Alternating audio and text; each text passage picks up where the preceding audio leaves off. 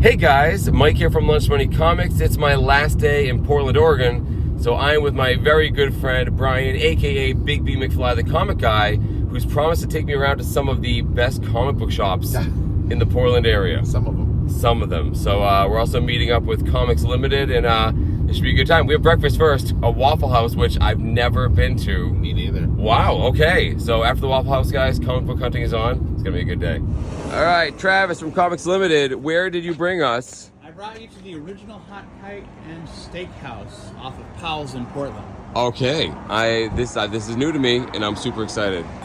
Wow. Hold on a second. What do we have here? This is the biscuits and gravy. This is biscuits and gravy. That's a lot of biscuits and gravy. I'm probably going to be eating about this much of Yeah. it. This is country fried or chicken fried steak. All right. Wow. I'm excited though. I know this is bigger than you, Mike. I'm not gonna eat these at lunch. So Mike is trying. That's a big bite. No, we're going for it. We're going All for right. it. It's chicken fried steak. First time he's ever had chicken fried steak. First time I've ever had chicken fried steak. It's exciting. At all, not just for breakfast. Right. I mean, yeah, it's amazing. Yeah, it is really good. It's more breakfasty than I thought it would be. And the gravy is a sausage gravy. So That makes sense. Yeah.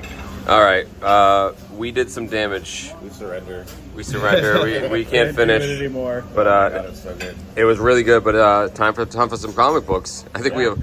Unless we, I was gonna say we have more energy, but we might just take a nap in like 2 hours. So our first stop wasn't actually a comic book store. It was the home of a well-known member of our online comic book community who I befriended, Steven, aka Steppo, aka Collecto6. Steven is a longtime collector with decades of institutional comic knowledge. You'll often find him on live streams with other big-time collectors such as Alan the Comic Collector Geek, showing off their incredible books, or on Bleecker Street Comics' Comic Book Church, which is a live stream that happens on Sunday mornings, and it was actually during one of these shows that Big B and I showed up and caused Steven to excuse himself. They are. Gentlemen, if you will excuse me. Yes, of course. Steven then gave me a tour of his incredible house full of not only comic books, but historical artifacts in original art. His original art collection, by the way, is the best I've ever seen. But then he sat me down at a table and brought out a small fraction of the best comics in his collection, starting with an almost complete run of early Batman. I'm here with the very famous Steppo Collecto6, very graciously showing me your incredible collection. This is a Batman #1. I love the back of this book, though. Steven got a great deal on that book too. I think you did very well, sir. He's incredibly well presenting. Okay. What's next? Oh, let's just go right down the entire run right here. We have Batman #2. This is not a restored copy, and it's really good looking. It's a 5.5 unrestored, huh? Oh, look how bright the colors are on this. Unbelievable. I mean, all of the 8.5? Batman. Number 5. 8.5. He also showed me some of his amazing pre-code collection, full of both comics I've never seen before, as well as some famous classics. I did notice this one when I came in. That is, I love that cover. Yeah. Classic. Spirit 22, really, really high grade. The master Will Eisner. Yep, right there. Yeah. The next one. Whew, that's a great book. Wow. Look at the colors on this, even though it's a 2.5. Yes. The color You strike do get a little is hint of the amazing. mask a little bit, right? Yeah, it's great. It's just a beautiful book. Yeah. That one. Oh, Whoa. look at the artwork on that. That was Like incredible. it's like a stone lithograph. Right. Yeah. Yeah, I've never seen a cover like that. Just a beautiful book. You know, there are six colors because if you tilt the thing, Oh, look man. at the silver It's on there. shi- it actually shiny. metallic. It's actually Silver metallic. paint. Can you even get that? Let's get some of that metallic there. That's we actually go. crazy. I didn't know they did this in 1941. Yeah, chromy covers even existed. Yeah, in yeah, 1941. evidently it wasn't a 90s thing only, yeah. Yeah, right. After this, I got to play some pinball. No surprise, Steven also has an amazing classic pinball machine collection. But before I left, Steven had a few surprises in store for me. As a token of our friendship and to remember my visit across the country, he had a few gifts, including an historical book he wrote himself, a comic book signed by one of my favorite comic artists, and quite simply, one of the most amazing and rare items I've ever been gifted. Here you go. It's number 294 out of 300, signed by Alex. No way. That's insane. I'll go into more detail about all of these amazing items in a few minutes, but suffice it to say, Steven is not only an incredibly knowledgeable member of our community, but one of the most generous ones as well. All right, guys, so we just left Steve's house. What an incredible, gracious guy. Him and his wife welcomed me into their home, and it's just unbelievable collection. Just great conversation, great people. So wonderful to stop by. Sad to say bye, but we have some comic book shops we want to hit, starting with Excalibur. Is that where we're going? Yep, Excalibur Books. So I'm gonna go see Debbie. Hopefully she's there. Okay, let's go see Debbie and find some comics. All right, here we are at Excalibur Comics. I just happened to randomly run into Dave, West Coast Avengers, here as we're walking to Excalibur Comics. Again, the amount of Portland comic book personalities is insane. He's trying to steal comics from my hood. He steals lunch money from kids. He steals comics from me in Portland. What's next? My soul? Don't tell people that. Yes, exactly. That's so many comics. I'm just a bully. Isn't yes, that exactly. what you named your channel? That's exactly what it Yeah, is. Yes, yeah. exactly. All right. What are you running into you though? It's cool. Yeah. All right. Good to know it. I don't know what. It's been a while. Wow. This is my friend mine. Hi. Hi, Mike. Filming your beautiful store here. Oh, thank you. It's my first time. Well, welcome to my tiny corner of the world. It's not tiny. You have a lot of stuff here. Well, I try. So Excalibur was a very cool store, and they were even offering an in-store discount to anyone who went to the Rose City Comic Con that weekend, which I did. I actually started with the boxes on the counter, which were comics that were new to the store, and what was really cool is, as I went through these boxes, so did Dave from West Coast Avengers. Yeah, he stood right next to me, and we had a great conversation. Dave's another one of those people with a lot of institutional knowledge in the hobby, so not only did we talk about comic books and YouTubing, Dave travels a lot, and we talked about the comic scene all around the country and all the different shows he's been to. He was just a great person to talk to about the hobby and get his perspective. But of course, I also found several books at a great price that I just had to pick up. I then checked out the rest of the store, which had a very impressive back issue stock of pretty much any title you could possibly want. They even had a really nice $1 book section with some pretty good comics in there, and a very robust trade paperback section. Again, anything you could possibly want. I was so impressed, I wanted to talk to the owner, Debbie. All right, guys, so I have to interview Debbie, one of the owners of this fine establishment. And I've heard this a lot. My sister's gone to a lot of the local comic book shops. A lot of them are smaller. A lot of them are mostly like more modern stuff. But I'm very happy to see a gigantic room full of back issues, which is, of course, for any comic collector, it's just, this is paradise right here. So how long you been involved with this store? My entire life. So my parents Wow. started this store in 1974. We turned 50 this year. Congratulations. I My did notice parents this. have, That's pretty cool. this is the poster Very cool. drawn by Mike Russell. My parents have since retired. My dad's still around and occasionally wanders in if I twist his arm. Very nice. What's the the atmosphere around here for the comic scene? Because a lot of my friends who are out here just say it's fantastic. Portland's amazing for comics. Yeah. And we all love each other. We all take care of each other. We look out for each other. We talk to each other regularly. It's a beautiful town for it. I believe it. And again, beautiful people too. Everyone's so nice out here. So. We try to have something for everyone. That's always been our motto. And if you can't find what you want or you don't know what you want, we help you find it. Awesome. I just talk to people and I figure out, you might like this. Try it. That's very helpful. And then I always put what I call the owner's stamp of approval on anything I recommend. Which means if I make something sound really, really cool and you buy it because I made it sound cool, and then you read it and you go, oh my God, that lady is crazy. This is terrible. Then you bring it back. I'll let you swap it for anything in the store, same price. Wow. Just because people being happy with what they get in my store means more to me than 100%. Yeah. Excalibur Comics, definitely the next time I'm in the area, which might be more often than always come hang out with me. I would love to come by. It's an awesome store. Awesome. We can Thank go you have so much. dinner. Absolutely. Thanks. Great meeting you. Thank you. It's good to meet you. All right, guys. So that was Excalibur, a fantastic store, and we have time for one more comic store he wants to bring me to. So let's head over there right now. So our last stop was called Tasty Cat Comics, and although it was a pretty small shop, it had a lot packed inside. They had some really nice key issues up on the walls and some really nice books down in the glass cases, and they also had a surprising number of back issues for such a small place. But in our limited amount of time, we mostly focused on the boxes on the counter, which, like the last place, were ones that were new to the store. But it was actually a box of $2 books where Brian and I found the best deals, and in fact, Brian dug out a couple of the books I ended up taking home. But we only had about 20 minutes in the store before I had to go back to pack my things and say goodbye to the city of Portland. All right, so that was a pretty cool store. We got some cheap books, $2 books. Good stuff, pretty good deals. But alas, my time is up. I need to get back and pack to jump on my plane and fly all the way back. So, hey man, it's been a great time. A lot of comic stores I didn't get to, but I'll just have to come back again, right? Next time, I'll be back.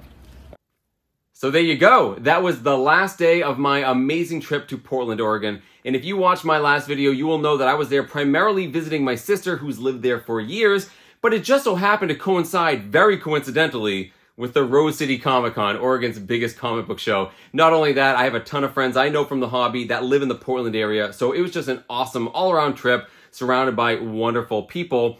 But on that last day, one of those aforementioned friends, Brian, aka Big B McFly, the comic book guy, who is also a comic book content creator, graciously offered to chauffeur me around the Portland area and show me all of the amazing comic book stores that are there, and there are a lot.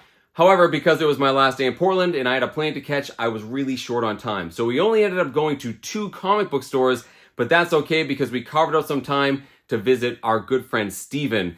And that deserves a whole discussion in its own right. So before I get into all of that, a huge thank you to Brian. Brian, thank you for bringing me around Portland, showing me the sights. We saw some great comic books, but mostly thank you for your company. We had some awesome conversations in the car. Also, thank you to Travis from Comics Limited for bringing me to breakfast at that amazing place. I got to try some food I'd never had before. Before I show you guys what I got, if you like this sort of stuff and you want to support the channel, head on down, hit that like button. Follow me on Instagram under Lunch Money Comics IG, and definitely check the description where I will link to all of the people and places I mentioned in this video. Definitely make sure you check them out. So I actually want to go in reverse order. I want to start with the last place that you saw in the footage, which was Tasty Cat Comics in Portland, Oregon. Interesting name. I don't know why it's called that. But as I mentioned, we were very short on time. We didn't have much more time than to go through the comic book boxes on the counter, but that's okay because we found some great comics at $2 each. So let's start with this one. This is All-Star Superman #1. It was released in 2005, although it's dated January 2006. And this was a highly acclaimed series written by Grant Morrison, art by Frank Quitely. Now, the All-Star imprint was DC basically giving writers free rein to talk about their marquee characters outside of main DC continuity. Basically, they wanted to let them tell completely unique stories and not be tied down with everything going on in the DC universe. So that's what we have here, a completely original, different take on Superman. And a lot of that take is exemplified right here on this cover. You see Superman very casually hanging out on a cloud, no care in the world. And that was because Grant Morrison and the other people that put this together, who pitched it, loved the idea that, you know, if you are an invincible, basically immortal alien, there's no thing that can hurt you. You have no care in the world. You should not be worried. You're just the most chill guy ever. That's what they wanted to reflect. But, a little bit of a spoiler alert, throughout this story, Superman ends up facing a threat that he knows is going to kill him. He knows he's dying. So then it becomes a matter of what is he going to do with his remaining time. Not just him as Superman or Kal-El, but also as Clark Kent. And it is a very highly acclaimed series. Now, the reason why this book is sort of on everyone's forefront lately, and it's kind of come back, is because James Gunn, the new leader of the DC Cinematic Universe, has claimed that the new Superman movies are going to take a lot of inspiration from this run. And I'm not saying he's taking anything from the plot, he's just taking it based on the personality and the tone of this Superman, which I thought was really cool. And because it's such a highly acclaimed series, and I never read it before, totally happy to pick it up for $2 and see what it's all about. So there you go. Let me know down in the comments if any of you have read this entire series. I'd love to hear from you. The next book we found was this. This is Cheval Noir #4, published by Dark Horse Comics in 1990. Now, these Cheval Noirs were basically anthologies. They're full of multiple different stories by different artists and writers. All black and white art. And this is the stuff I like, guys. I like these little standalone stories. I like quirky, weird things. And I actually like reading these Cheval Noirs. Especially this one, what really piqued my interest is that there's a story by Jacques Tardi, who's a very famous French cartoonist. And he actually has a story in here about Adele and the Beast. I've talked about this on my channel in the past. Doesn't really matter. Point is, lots of great stories in here. Fantastic cover of a vampire by John Bolton. Thought it was cool. $2. Come on, have to get it. This one here, this is New Mutants, Volume 1, number 10. It's from 1983, of course, written by Chris Claremont, art by Bob McLeod, who are the creators of the New Mutants. And this is actually the second appearance of Selene, also known as the Black Queen. Selene is like a 10,000-year-old vampiric mutant who drains other people's life forces. She goes back to the Hyborian age of Conan the Barbarian and Red Sonja. And yeah, when you first meet her in the issue before this, though, she doesn't look like the Selene we all know and love. She's actually kind of in disguise.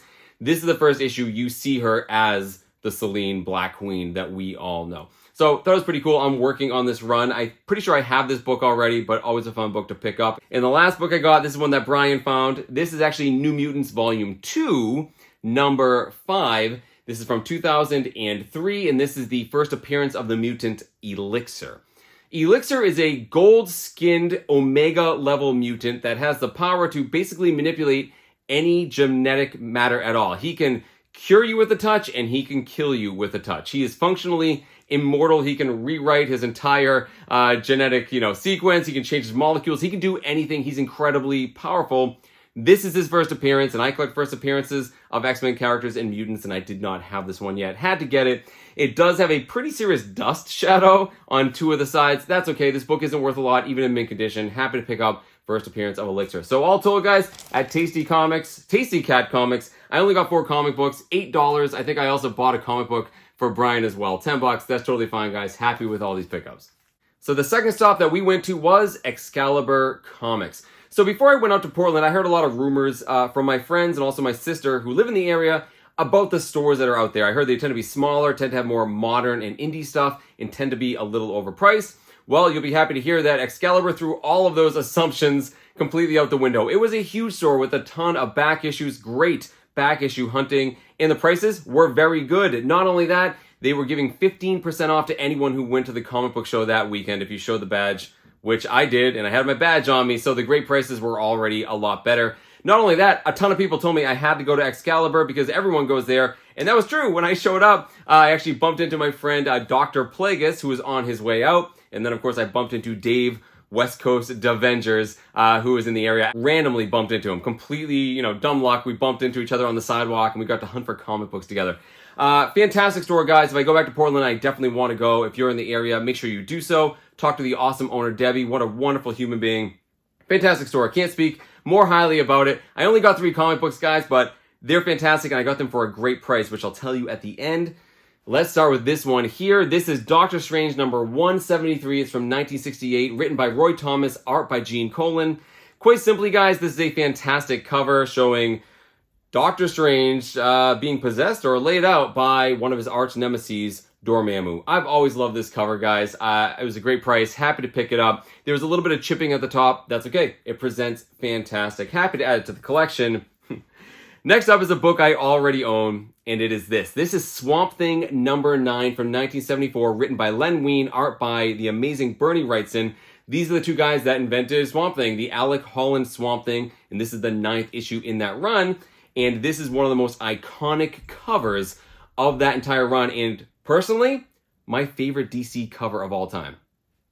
Yeah, I might change my mind tomorrow, but right now it absolutely is. In fact, I love this book so much, I have it right up there on the top shelf somewhere. Why then, Mike, would you get another copy of this book? Well, it's because I love it that much, and the price was too good to pass up. It's simple as that, guys. Yeah, it's in pretty good shape for what it is. And my other one, I spent quite a bit more money on it than I did this one. So happy to pick up another copy of this very iconic Bernie Wrightson Swamp Thing cover. Absolutely love it. And then the last book, this one's pretty funny. I've never owned this book before.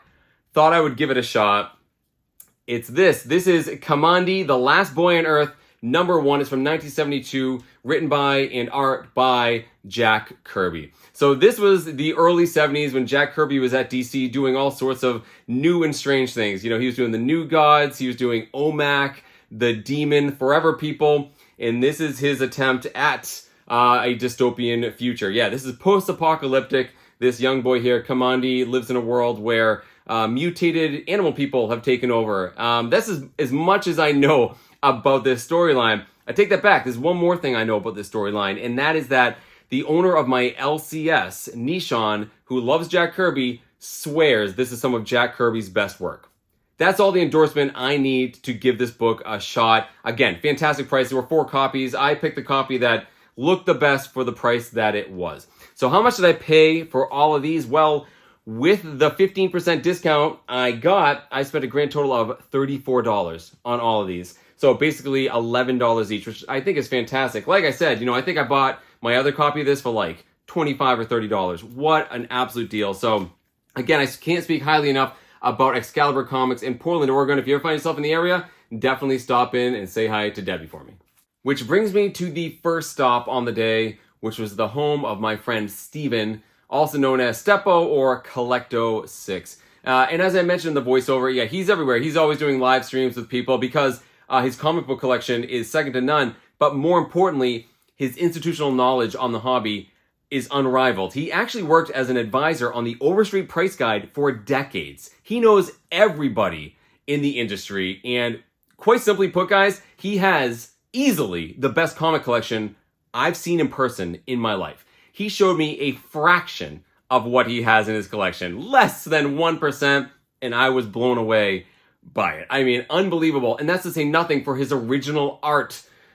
His original art was the best original art collection I've ever seen. I mean, it's all over his house, everywhere. I mean, he's got like old movie posters and cool stuff like that, but his original art, like his bedroom, just surrounded just ludicrous stuff that he's either had commissioned or I don't know where he ended up getting it. As a matter of fact, he had the last commissioned original art piece by Alex Schomburg ever. More on Alex Schomburg in a second. But mostly, guys, the reason I know Steven isn't necessarily because of comic books. It's because I mentioned in a video a long time ago I was into antiques and other weird collectibles. And anyone who saw my recent basement tour knows exactly what I'm talking about. Well, Steve reached out to me and said, hey, I'm into the same stuff.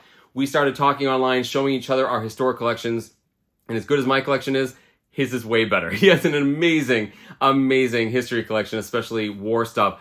Absolutely awesome. A great guy. And the fact he's in Portland and I was there, I had to stop by. He's been friends with Brian for years. So I had to stop by, guys, and I'm happy I did. I was there for hours. And just to respect him and his wife who welcomed me into their home, I didn't want to film that much. Honestly, I just wanted to talk with him, see all of his stuff. That's why I didn't have much footage. I only wanted to show the stuff that he was definitely okay with me showing, like the comic book stuff. But let's start with some of the things he gave me, because, guys, he definitely didn't have to do that. I say it all the time. I feel weird when people give me stuff. I'm not sure if I should mention it or not, but he gave me this stuff because we're friends, to celebrate my trip out there, because we like the same stuff, and it's stuff he wanted me to show all of you. So first and foremost, let's talk about this. He gave me a book. This is Ambulance to the Front, and this is a book that Steven wrote. He wrote this book all about his grandfather and his experience as an ambulance driver in France in World War I. As a history fan, I am excited to have this one.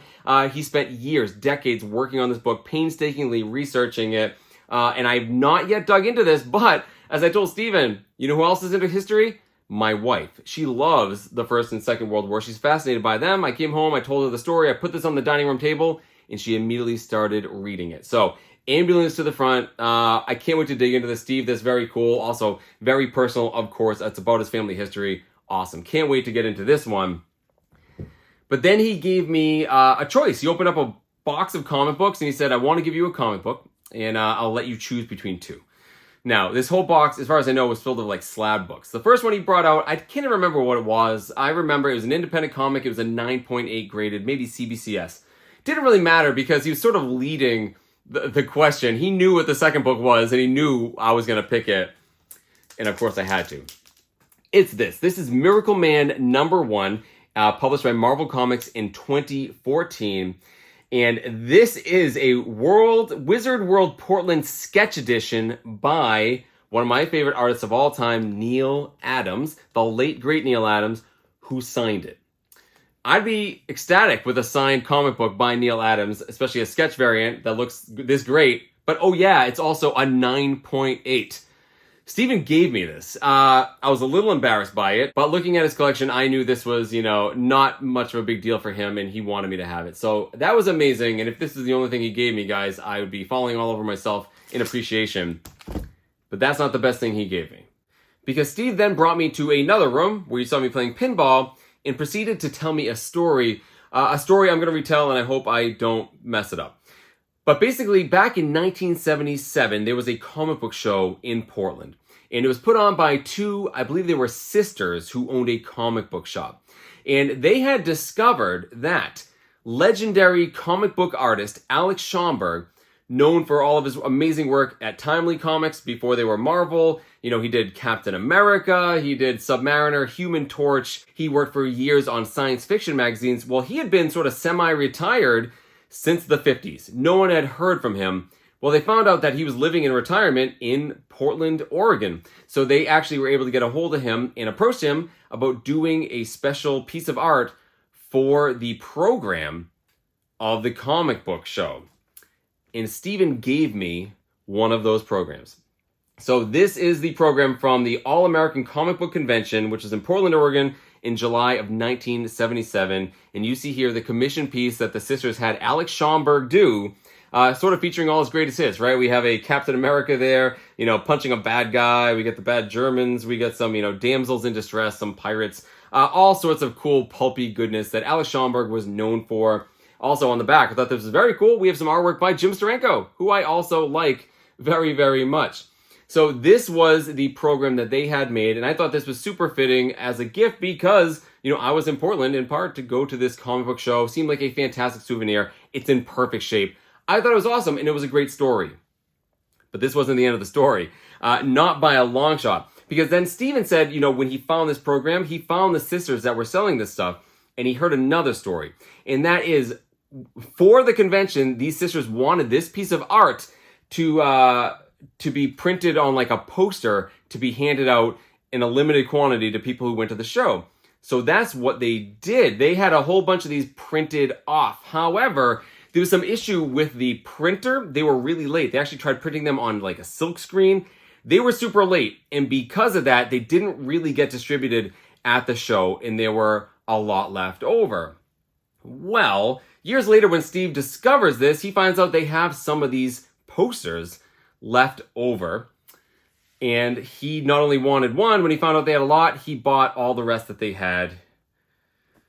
And this is nuts, guys, because not only did he give me one of those special limited edition silk screen Alex Schomburg posters from that 1977 comic book show, it's signed by Alex Schomburg. Yes, this was limited. This is number 294 of 300, signed by Alex Schomburg. Barely any of these were given out. And Steven gave me one. I was floored, guys. I didn't really know how to react. You know, this is after Steven's explained how much he likes Alex Schomburg, shows me original art by him. I didn't know what to say, guys, but obviously this is pretty special and the best thing I got on my trip to Portland, other than, of course, reinforcing these amazing friendships I've made in the community. How about that? I can't wait to get this framed up so I can hang it on my wall. Steven, you are unbelievable. I know you didn't have to do that, but I know you were also happy to let me have this and share it with everyone on the channel. Wow, amazing. Guys, head on down to the comments and let me know what you think of everything you saw. Let me know about the comic books that you saw me pick up. Let me know if you think I got a good deal. And of course, let me know what you think about these incredible gifts from our good friend Steven Steppo, Collecto6. I'll put some links down in my description. Definitely check out his Instagram page. He shows off some amazing comic books. That's it, guys. Keep hunting for comic books in strange and unusual places, no matter where you are in the country. There's not only fantastic places to hunt for comic books, but some fantastic people as well. Thank you guys so much for watching. I'll see you all in the next one.